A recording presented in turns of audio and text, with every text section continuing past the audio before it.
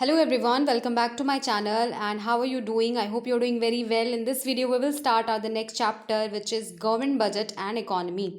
तो इस चैप्टर में मैं स्टार्ट करने जा रही हूँ गवर्नमेंट बजट एंड इकोनॉमी। ये यूनिट जो है वो काफ़ी बाद में है बैलेंस ऑफ पेमेंट से पहले, बट मैं ये चैप्टर पहले पढ़ा रही हूँ क्योंकि आसान सा चैप्टर है, ज़्यादा टाइम नहीं लगता, एक पेज में हो जाएगा। और क्योंकि एग्ज़ाम्स क्लोज आ रहे हैं तो जैसे जैसे मुझे समझ में आ रहा है वो चीज़ें मैं डालती जा रही हूँ जो जो मेरे चैप्टर कंप्लीट होते जा रहे हैं। ठीक है, तो आज मैं पढ़ाऊँगी आपको गवर्नमेंट बजट एंड इकोनॉमी। बहुत ही आसान सा चैप्टर है, बेहद आसान सा है, ज़्यादा इसमें टाइम नहीं लगेगा और पूरा चैप्टर एक ही पेज पे आ गया है। कितनी हेडिंग्स है इसमें आप देख लो, इसमें टोटल 5 हेडिंग्स हैं। ये देखो यहाँ पे बजटरी डेफिसिट, ये लास्ट हेडिंग है। इसके अंदर जो जो इम्पोर्टेंट चीज़ें थी सारी मैंने एक ही पेज पे ला करके रख दी है। ठीक है, तो पहले जो मैंने आपको पढ़ाया था, जिस स्क्रीन रिकॉर्डिंग की थी, वो बहुत ही अच्छी नहीं आई थी, बहुत सारे उसमें डाउट्स आ रहे थे, लोगों को दिखाई नहीं दे रहा था क्लियर। तो मैंने उसका पीडीएफ जो था वो डिस्क्रिप्शन में दे रखा है लिंक में। बिल्कुल भी कंफ्यूज मत हो, अगर समझ में नहीं आ रहा है तो पहली बात तो क्वालिटी हाई कर लो उसकी, क्योंकि मैंने जब आगे बढ़ा के देखी वीडियो तो काफ़ी अच्छी उसकी क्वालिटी थी, इतनी भी बेकार नहीं थी, मतलब समझने लायक तो थी। ठीक है, तो उसकी क्वालिटी बढ़ा के देखो। और अब मैं इसको इस तरीके से रिकॉर्ड कर रही हूँ तो आई होप आपको समझ में आ जाएगा। और अगर नहीं आता है तो पीडीएफ तो डिस्क्रिप्शन में मिल जाएगी, ज़्यादा टेंशन नहीं लेने का, सीधा जाने का डिस्क्रिप्शन बॉक्स में डाउनलोड करने का और मेरी ऑडियो के साथ साथ सुनते जाओ। ठीक है, ऐसे कंप्लीट हो जाएगा। मेरे पास कोई सेटअप एज सच बन नहीं पा रहा है तो मैं और कोई तरीका लगा नहीं पा रही हूँ, और एग्जाम पास आ रहे हैं तो फटाफट कंप्लीट कराना ज़रूरी है। चलो भाई बच्चा बच्चियों, let's start the chapter government budget and economy. अब देखो, जैसे हमारे घर का बजट होता है, जब हम, जैसे अभी होली है, होली में आपके यहाँ सामान आता होगा तो आपकी मम्मी एक बजट बनाती है, एक लिस्ट बनाती हैं, उसमें लिखती हैं कि ये चीज़ें हमें चाहिए, और उसमें अंदाजे से लिखा जाता है कि कौन सी चीज़ जो है कितने किलो लेनी है और क्या उसका प्राइस होगा। ठीक है, ये बजट होता है। अब लेकिन आप जो आपके घर में जो बजट बनता है उसमें केवल और केवल जो चीज़ें जितना खर्चा करना है उसका बजट बनाया जाता है, लेकिन गवर्नमेंट का जो बजट होता है उसमें खर्चा तो लिखा ही जाता है, प्लस कितना आएगा ये भी लिखा जाता है। जैसे आपके घर में जो आपको गिफ्ट्स मिलते हैं या आप शादियों वादियों में जाते हो, आपको लिफाफे मिलते हैं, उसका आप एस्टिमेट नहीं लगाते हो ना कि मैं मुझे इतना मिलेगा इस बार में, या फिर बहुत सारे लोग लगा भी लेते हैं कि ठीक है रक्षाबंधन में भैया से इतना लूँगी, लेकिन ऐसे ही गवर्नमेंट जो है वो अपने बजट में लिखती है कि उसको कितना मिलेगा और उसे कितना खर्च करना है आने वाले साल में। ठीक है, तो जो मैंने अभी हिंदी में बोला कि गवर्नमेंट जो है एक बजट बनाती है जिसमें एस्टिमेटेड मतलब अनुमान लगा के कुछ वैल्यूज़ लिखती है कि हमें इतना इस साल में खर्च करना है और हमें इतना जो है इस साल में मिलेगा। अब वो कहाँ से मिलेगा? वो मिलेगा, लोगों से मिलेगा, पब्लिक से मिलेगा, in the form of tax या जो भी फॉर्म में मिले, बट इतना हमें पैसा जो है, इतनी हमें रेसिप्ट्स जो है वो मिलेंगी और इतने हमें पेमेंट्स करने हैं, मतलब खर्चे करने हैं। चलो let's start the video and let's start the topic. सबसे पहले आते हैं इसकी डेफिनेशन पे। अब ये है इसकी definition, government budget is the annual statement showing item wise estimates of रेसिप्ट्स and payments during a physical year. धीरे धीरे आते हैं, government budget is the annual मतलब पूरे साल का एक स्टेटमेंट है। ठीक है, शोइंग आइटम वाइज मतलब हर एक आइटम वाइज वो दिखाते हैं कि हमें कितना, एस्टिमेट्स लगाते हैं, अनुमान लगाते हैं कहाँ से हमें कितनी चीज़ें मिलने वाली हैं, और and payments during a physical year, और हमें इस साल में, आने वाले साल में मतलब कितने पेमेंट्स करने हैं। ठीक है, आइटम वाइज मतलब हर एक आइटम पे वो कितने कितने पेमेंट करने हैं और कितनी कितनी हमें रेसिप्ट मतलब हाथ में पैसा आने वाला है। ठीक है, फिजिकल ईयर क्या होता है? फिजिकल ईयर देखो, इकोनॉमी में जब हम पढ़ते हैं तो हम एक साल ऐसे नहीं लेते हैं कि जनवरी टू दिसंबर एक साल हो गया, हम फिजिकल ईयर मानते हैं। मतलब हम कब से स्टार्ट कर रहे हैं इकोनॉमी, इकोनॉमिक ईयर बेसिकली देख लीजिए क्या होता है। फिजिकल ईयर एक इकोनॉमिक ईयर होता है, मतलब 1 अप्रैल से 31 मार्च। बेसिकली जैसे हमारे स्कूल्स खुलते हैं 1 अप्रैल को खुलते हैं, 31 मार्च को लास्ट डे होता है, एग्जाम्स खत्म हो जाते हैं। ठीक है, ऐसे ही फिजिकल ईयर होता है, तो ये मैंने इसमें लिख दिया, इसको आप याद रखना। अब आ जाते हैं कुछ कुछ इंपॉर्टेंट चीज़ें, जैसे budget of central government is equals to union budget. अब बजट जो है वो हम हर बजट की बात नहीं कर रहे हैं, स्टेट्स का अपना बजट होता है, सिटी का अपना बजट होता है, हर एक डिस्ट्रिक्ट में अपना अपना बजट निकलता है, हम उसकी बात नहीं कर रहे हैं। हम केवल और केवल किसकी बात कर रहे हैं? सेंट्रल गवर्नमेंट के बजट की, मतलब जो केंद्रीय सरकार है, जो आपकी सेंट्रल गवर्नमेंट है, वो जो बजट बनाती है उसी की हम इसमें बात करेंगे, उसको हम यूनियन बजट कहते हैं।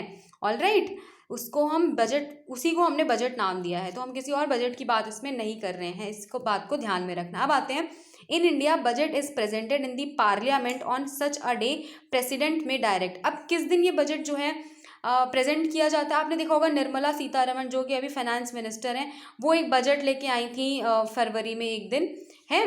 तो बजट बहुत डिस्कस होता है, वो यूपीएससी के क्वेश्चंस उसी से बनते हैं, और उस बजट में बहुत कुछ चीज़ें जो हैं वो लिखी होती हैं कि कहाँ कहाँ खर्चे होने हैं, कहाँ कहाँ से पैसा आएगा, पैसा जा कहाँ रहा है। एक तरीके से सरकार जो है अपना पूरा ब्यौरा देती है कि वो कर क्या रही है एक्चुअल में, वो पैसा कहाँ से कमा रही है और वो पैसा कहाँ खर्च कर रही है। All right. तो अब ये किस दिन होता है? ये प्रेसिडेंट जो है वो बताती हैं या बताते हैं कि किस दिन ये बजट पार्लियामेंट में प्रेजेंट किया जाएगा। ठीक है, तो अभी प्रेसिडेंट कौन है?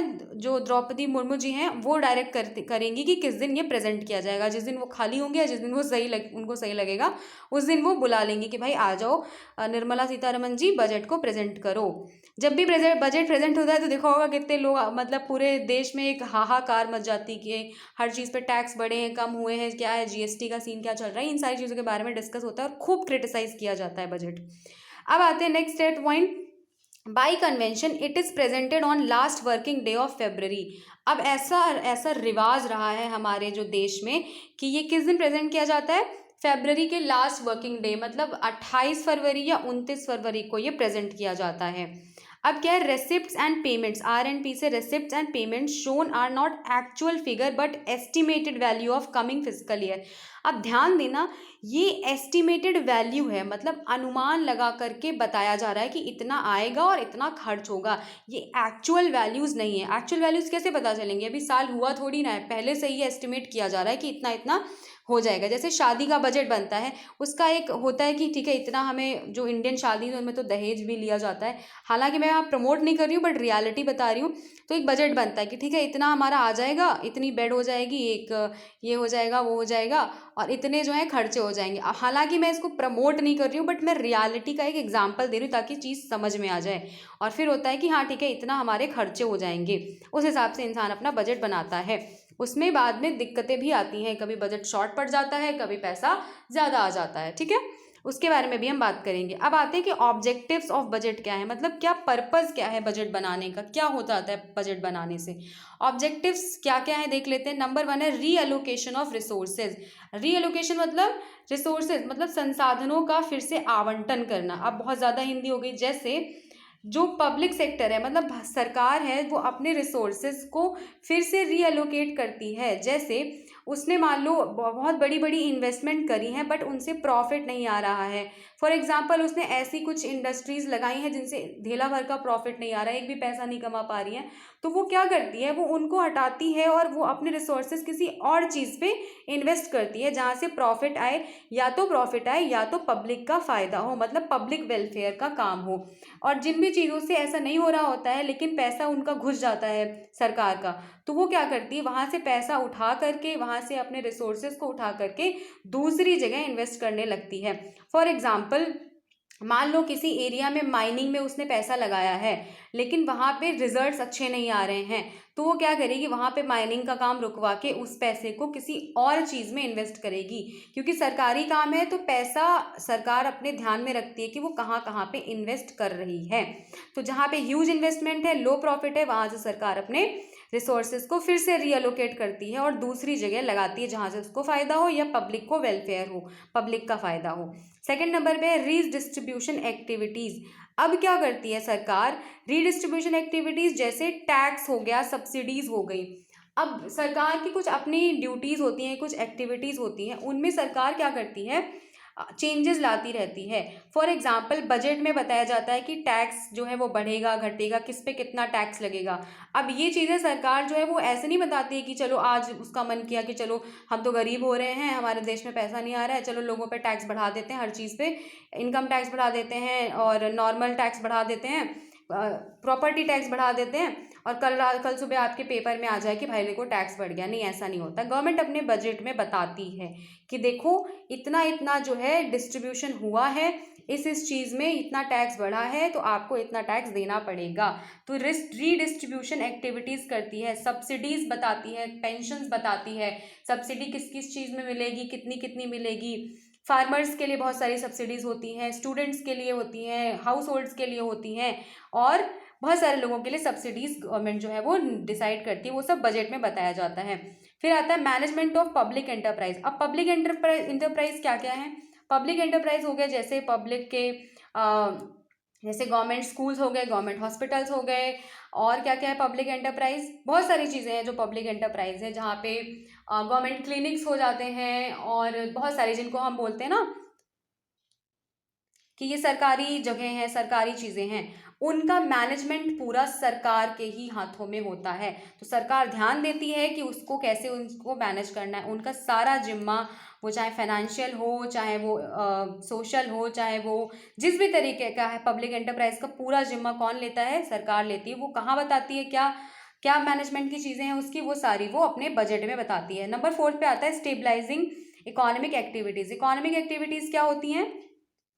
हाँ, नॉर्मली देखा जाए तो सेलिंग एंड बाइंग जो है वो इकोनॉमिक एक्टिविटीज़ है। अब सरकार क्या करती है? वो डिमांड और सप्लाई को कंट्रोल करती है। जब हमारी इकोनॉमी में पैसा ज़्यादा आ जाता है तो डिमांड बढ़ जाती है, और वहीं पे जब हमारी इकोनॉमी में बहुत ज़्यादा पैसा आया है तो डिमांड बढ़ गई, और वहीं एक टाइम ऐसा आता है जब सप्लाई बढ़ जाती है, तो सरकार क्या करती है? अपनी एक्टिविटी, स्टेबलाइजिंग इकोनॉमिक एक्टिविटीज़, उसको वो कंट्रोल करती है। अब उसके पास में कुछ फिजिकल इंस्ट्रूमेंट्स होते हैं, कुछ टूल्स होते हैं, जिनके थ्रू सरकार डिमांड सप्लाई को कंट्रोल कर लेती है। जैसे टैक्स बढ़ा के वो क्या करती है? टैक्स बढ़ाया तो अब आपकी जो है परचेजिंग पावर कम हो गई, तो आपकी डिमांड कम हो जाएगी। ठीक है, टैक्स कम करने से क्या होता है? आपकी परचेजिंग पावर बढ़ जाती है, आपकी डिमांड जो है वो ज़्यादा हो जाएगी। तो ये सब स्टेबलाइजिंग इकोनॉमिक एक्टिविटीज़ वो सारी सरकार करती है। अब आते हैं 5th नंबर पे है इकोनॉमिक ग्रोथ। अब मेन जो होता है सरकार का, एक ही मकसद होता है कि हमारे इकोनॉमिक ग्रोथ हो, मतलब हमारा जो ग्रॉस डोमेस्टिक प्रोडक्ट है वो बढ़े, जीडीपी ऊपर जाए, उसके लिए वो बहुत सारे कदम उठाती है, और ये सब वो मेंशन करती है अपने बजट में। तो ये हो गया, मेन पॉइंट्स ये हो गए हैं, और इतना ही इनफ है, 5 पॉइंट्स बहुत है। ऑलराइट, अब आते हैं हम नेक्स्ट टॉपिक पे, जो कि बहुत इंपॉर्टेंट है, कंपोनेंट्स ऑफ बजट क्या क्या होते हैं। अब गवर्नमेंट बजट के 2 कंपोनेंट्स होते हैं। एक तो हो गया रेसिप्ट, कहाँ से आया, एक हो गया कहाँ खर्च किया। अब बजट रेसिप्ट और बजट एक्सपेंडिचर, ये भी 2 टाइप के होते हैं। बजट रेसिप्ट होती है, एक हो गई रेवेन्यू रेसिप्ट, एक हो गई कैपिटल रेसिप्ट। बजट एक्सपेंडिचर में 2 तरीके का हो गया, एक हो गया रेवेन्यू एक्सपेंडिचर, एक हो गया कैपिटल एक्सपेंडिचर। अब याद रखिए कि गवर्नमेंट बजट का मतलब ये होता है कि आया और गया बराबर होना चाहिए, मतलब मिला और खर्च किया बराबर होना चाहिए, ऐसा कोशिश की जाती है, लेकिन ऐसा होता नहीं है। हमेशा बजट जो है वो ज़्यादातर डेफिसिट में रहता है, मतलब हम घाटे में रहते हैं, हमारे पास आता कम है और हमारे सरकार जो है वो खर्च ज़्यादा कर देती है। ठीक है, तो अब आ जाते हैं कि बजट रेसिप्ट 2 टाइप की होती है, रेवेन्यू रेसिप्ट और कैपिटल रेसिप्ट। रेवेन्यू रेसिप्ट क्या है? अब ये जो है सरकार का जो पैसा आ रहा है उसके हाथ में, ये वो रेसिप्ट है जिनके लिए सरकार जो है वो normally day to day activities से उसको टैक्स, उसको पैसा प्राप्त होता है, उसको रेवेन्यू हाथ में आता है।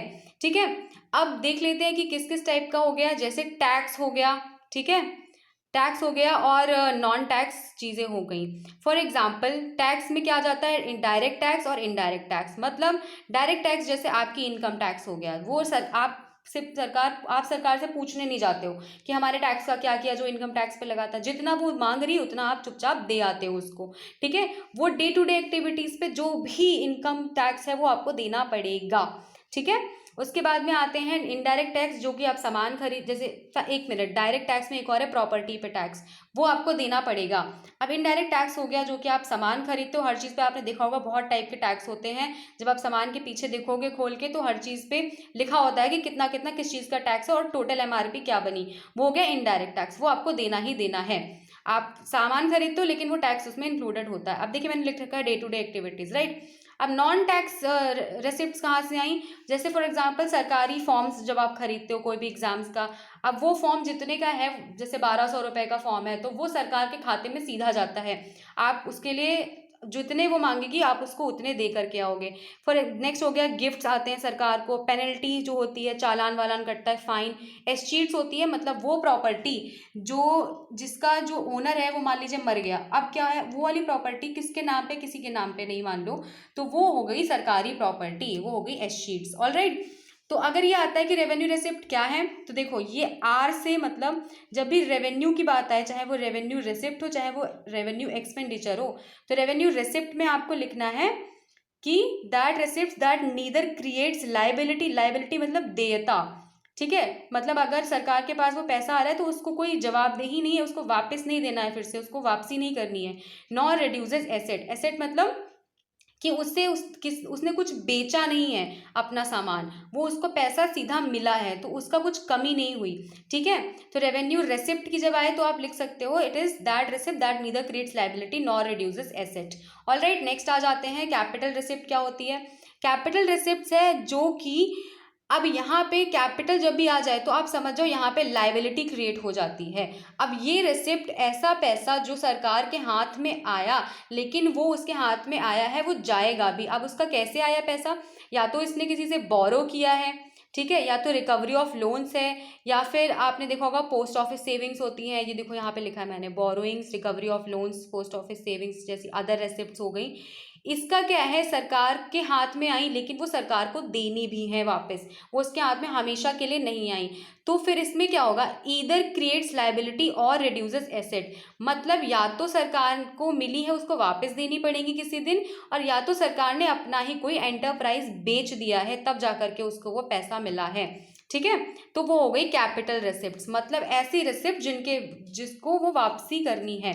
ऑलराइट, वो हो गई कैपिटल रिसिप्ट। अब आते हैं बजट एक्सपेंडिचर क्या है, मतलब खर्चा कहाँ कहाँ हुआ। अब रेवेन्यू एक्सपेंडिचर हो गया, रेवेन्यू में जैसे वहाँ पे था वैसे यहाँ पे है।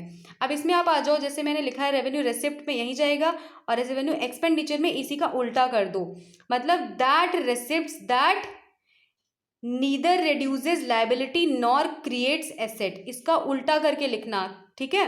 नीदर क्रिएट्स की जगह आ जाएगा नीदर रिड्यूसेस लायबिलिटी, और इसकी जगह आ जाएगा नॉर क्रिएट्स एन एसेट, इसकी जगह इसका उल्टा कर देना एक्सपेंडिचर में, ठीक है। तो अब क्या हो गया, जैसे सैलरी है, सैलरी क्या करती है, सैलरी जब आपने अपने एम्प्लॉय को गवर्नमेंट देती है उससे क्या होता है, उससे कोई भी लायबिलिटी रिड्यूस होती है क्या, कोई भी लायबिलिटी रिड्यूस होती है क्या, समझ में आया, ठीक है। मैंने बीच में एक आपसे सवाल पूछा, तो इसी का उल्टा आपको कर देना है, neither reduces liability nor creates an asset. Alright, तो अब ये जो है वो उसको करना ही करना है, सैलरी तो देनी ही देनी है, उसके बाद में इंटरेस्ट तो देना ही देना है, पेंशन तो देनी ही देनी है, इसमें कोई उसकी लायबिलिटी रिड्यूस नहीं हुई है। ऑलराइट, तो ये हो गया रेवेन्यू एक्सपेंडिचर। अब कैपिटल एक्सपेंडिचर क्या है, कैपिटल एक्सपेंडिचर है जिससे, अब यहाँ पे आ जाओ, it is that expenditure that either reduces liability और क्रिएट्स एन एसेट, मतलब या तो उसकी कोई देयता, देयता मतलब कोई उसकी जिम्मेदारी, कोई पुरानी जो कर्ज एक तरीके से वो चुकाता है, वो हो गया कैपिटल एक्सपेंडिचर, या उससे कुछ एसेट क्रिएट होता है, जैसे कोई रोड बनी एसेट क्रिएट हुआ, स्कूल बना एसेट क्रिएट हुआ, हॉस्पिटल, डैम, ये सारी चीज़ें क्रिएट हुई, उससे हो गया कैपिटल रिसिप्ट। इसी का उल्टा कर देना, ईदर रिड्यूसेस लायबिलिटी और क्रिएट्स एन एसेट, ठीक है। तो आपका ये सारा खत्म हो गया। अब आ जाते हैं, अच्छा इसको planned and non planned budget भी कहते हैं। अब आ जाते हैं टाइप्स ऑफ गवर्नमेंट बजट, कितने टाइप के होते हैं। एक होता है बैलेंस्ड बजट, जिसमें एक्सपेंडिचर जो आपका है ये दोनों चीज़ें बराबर होती हैं रेसिप्ट के, मतलब जितना खर्चा हुआ उतना ही होना है, उतना ही आना भी है, मतलब 200 200 बराबर, जीरो बचा बटा सन्नाटा, ठीक है। ये हो गया बैलेंस्ड बजट, ऐसा कभी होता नहीं है रियल इकोनॉमी में। अब आते हैं सरप्लस बजट, हो गया जब आपके रेसिप्ट मतलब पैसा आने वाला ज़्यादा है और खर्च होने वाला कम है, वो हो गया आपका एक्सपेंडिचर कम है रेसिप्ट ज़्यादा है, हो गया आपका सरप्लस, आप सरप्लस में हो, आपके पास पैसा काफ़ी बच रहा है। अब बताते हैं डेफिसिट बजट। डेफिसिट बजट में क्या होता है, आपका खर्चा ज़्यादा है और रेसिप्ट कम है, पैसा ज़्यादा खर्च हो गया और बचा आपके पास कम है, मतलब आया कम है। अब आ जाते हैं कि एक्चुअल इकोनॉमी में आप देखोगे तो डेफिसिट ज़्यादा क्रिएट होता है, हमारी इंडियन इकोनॉमी में बजट जो है वो डेफिसिट में ज़्यादा रहता है। अब ये जो है आपको बजट जब बनेगा उसमें आपको ये नहीं दिखाना है कि हम लॉस में रहने वाले हैं, आपको कहीं ना कहीं से दिखाना है कि हम पूरा इक्विलिब्रियम आपको क्रिएट करना है। अब आ जाते हैं डेफिसिट, तीन टाइप के होते हैं, रेवेन्यू डेफिसिट, फिस्कल डेफिसिट और प्राइमरी डेफिसिट। इसका न्यूमेरिकल भी आता है, वो मैं सॉल्व नहीं करवा रही हूँ क्योंकि वो बहुत आसान सा न्यूमेरिकल है, मैं इसी के थ्रू समझा दूंगी कैसे कैसे क्या क्या है। रेवेन्यू डेफिसिट होता है, revenue expenditure minus revenue receipt. अब डे टू डे एक्टिविटीज़ पे सरकार जितना पैसा खींच रही है, मतलब ले रही है, और जितना पैसा वो डे टू डे एक्टिविटीज़ पे खर्च कर रही है, ठीक है, तो एक्सपेंडिचर खर्चा जितना कर रही है माइनस करते हैं जितना वो ले रही है। मान लो 100 रुपये वो खर्च कर रही है, लेकिन उसके पास 80 रुपये रहे हैं, तो 20 रुपये जो हैं वो उसके घाटे में है। मतलब आए 80 थे, खर्चे उसने अपनी जेब से उसने 20 रुपये डाले हैं, ठीक है। अब ये इसमें क्या करती है सरकार, इसका इम्पैक्ट क्या पड़ता है वो देख लो। अगर वो 20 रुपये घाटे में है तो इक्वल दिखाना है। अब इक्वल के लिए वो क्या करेगी, वो लोन लेगी, बोरो करेगी, या तो अपना कोई एसेट बेच देगी, ठीक है, या तो अपना कोई एंटरप्राइज बेच देगी जिससे वो पैसा वापस ले पाए और बराबर कर पाए। अपने अकाउंट में उसको पैसे रखने ही रखने हैं, उतने 100 रुपये तो रखने ही रखने हैं। नेक्स्ट आते हैं day to day work hurdles जो होते हैं। अब day to day work hurdles बहुत ज़्यादा क्रिएट हो जाते हैं जब वो घाटे में होती है, वो एक्टिविटीज़ अपनी नॉर्मल नहीं कर पाती, जैसे वो सैलरी नहीं दे पाते हैं, इंटरेस्ट नहीं दे पाते हैं, पेंशन नहीं दे पाते, इन सारी चीज़ों में सरकार को दिक्कत आती है। डिस सेविंग हो जाती है, मतलब ऑब्वियसली वो घाटे में, तो उसमें सेविंग क्या हुआ, एक तो पैसा नहीं और ऊपर से घाटे में और है, तो डिस सेविंग। इससे ही सरकार क्या करती है, फटाफट इससे निजात पाने के लिए टैक्स धड़ाधड़ बढ़ा देती है, और नेक्स्ट बजट में देखते हो कि आप टैक्स गया बढ़ जा, क्योंकि वो रेवेन्यू डेफिसिट में चली गई है, ठीक है। रेवेन्यू डेफिसिट हो गया। अब आते हैं फिस्कल डेफिसिट क्या है। फिस्कल डेफिसिट बेसिकली है बोरोइंग। अब इधर आ जाओ, जो कैपिटल रिसिप्ट है इसमें क्या था, देखोगे आप नंबर 1 पे है बोरोइंग, यही है फिस्कल डेफिसिट। अब आते हैं, इसका मतलब क्या हुआ, टोटल एक्सपेंडिचर। टोटल एक्सपेंडिचर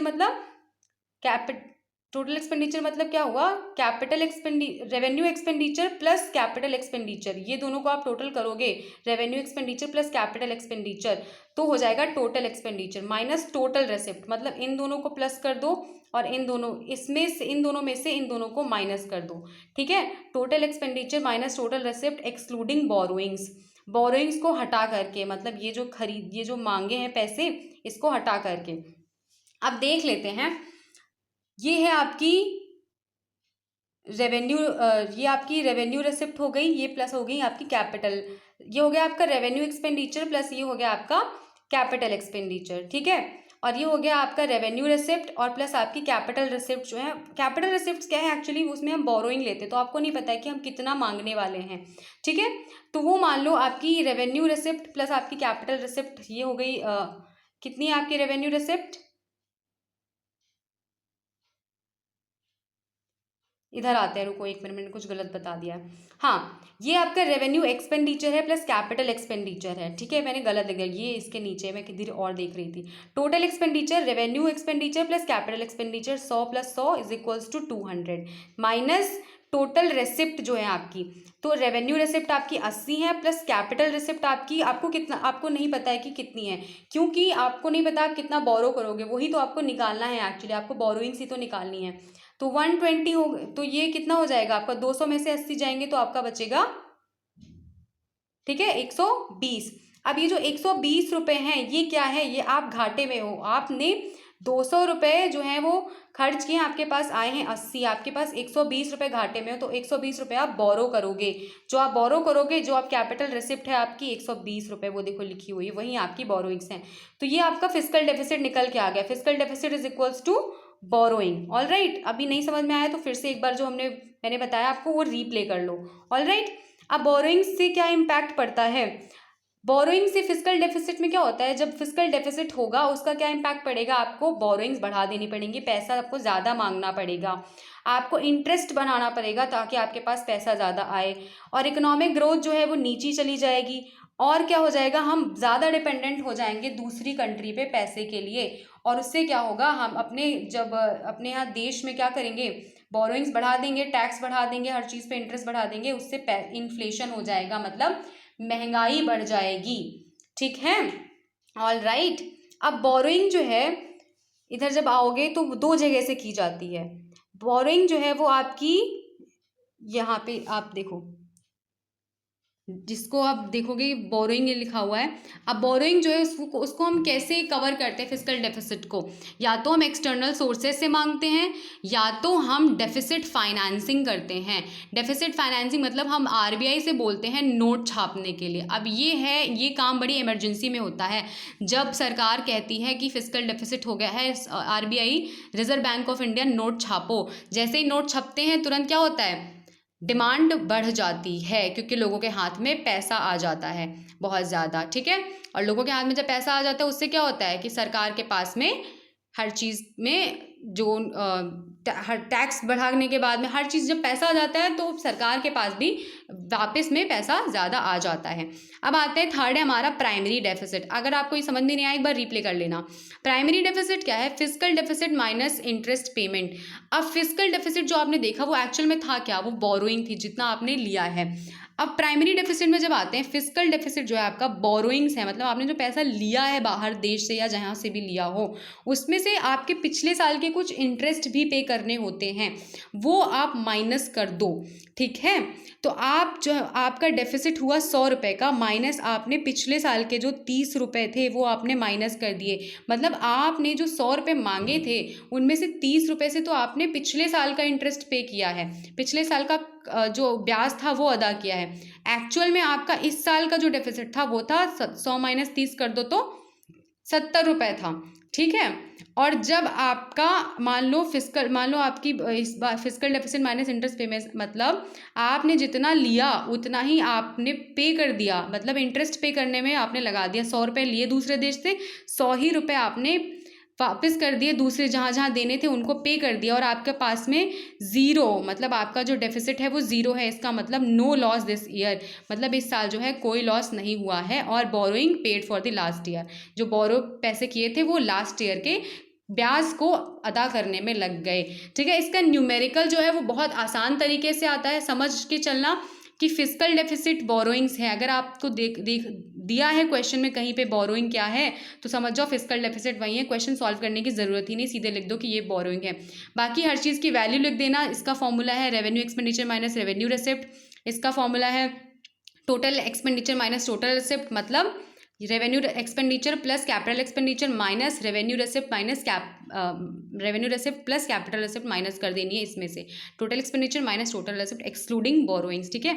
ये हो गया प्राइमरी डेफिसिट, मतलब जो बोरोइंग्स हैं, जो आपका फिजिकल डेफिसिट है उसमें से इंटरेस्ट पेमेंट माइनस कर दो लास्ट ईयर के, आपका हो जाएगा प्राइमरी डेफिसिट। और ये हमारा चैप्टर पूरा हो गया है।